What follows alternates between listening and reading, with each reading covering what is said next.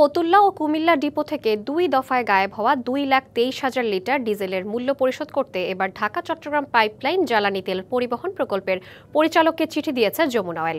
এতে বলা হয়েছে, ট্যাঙ্কের ক্যালিব্রেশন ত্রুটি সংশোধনের পর ঘাটতি ধরা পড়ে প্রায় ১,৯০,০০০ লিটার, আর তেলের সাথে পানির পরিমাণ প্রায় ৩৪,০০০ লিটার। এই ঘাটতি তেলের মূল্য পরিশোধ করতে বলা হয়েছে সিডিপিএলকে।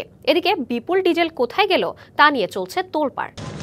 ফতুল্লা ডিপো কেন্দ্রিক সংঘবদ্ধ একটি চক্রের বিরুদ্ধে কোটি কোটি টাকার তেল লোপাটের অভিযোগ দীর্ঘদিনের। ট্যাঙ্কের ক্যালিব্রেশনে গোজামিল করে তেল গায়েব করেছে চক্রটি। তদন্তে কমিটির রিপোর্টে ধরা পড়েছে এমন অনিয়ম।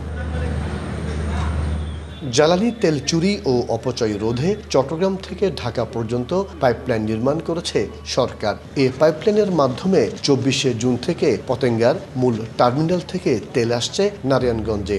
এরপরও যমুনা অয়েল কোম্পানির ফতুল্লা ডিপো থেকে ২ দফায় গায়েব হয়েছে ২ লাখ লিটারের বেশি তেল।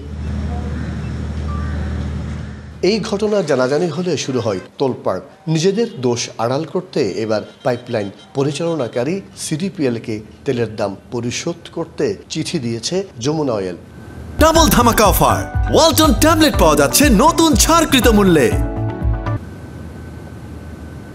তবে এ বিষয়ে ক্যামেরার সামনে কথা বলতে রাজি নন যমুনা অয়েলের কর্মকর্তারা। স্যার, অভিযোগ কর্তৃপক্ষ যদি দেয় তাহলে আমরা অবশ্যই দেখতে দেব। না, আমাদের অফিসের নির্দেশ আছে, একটা অফিসের নীতিমালা নিয়ে তো আমার থেকে পারমিশন নিতে হবে। এদিকে ডিজেল গায়েবের ঘটনা তদন্তে Jamuna oil, Bangladesh petroleum corporation BPC ও জ্বালানি মন্ত্রণালয় থেকে ৩টি আলাদা তদন্ত কমিটি গঠন করা হয়।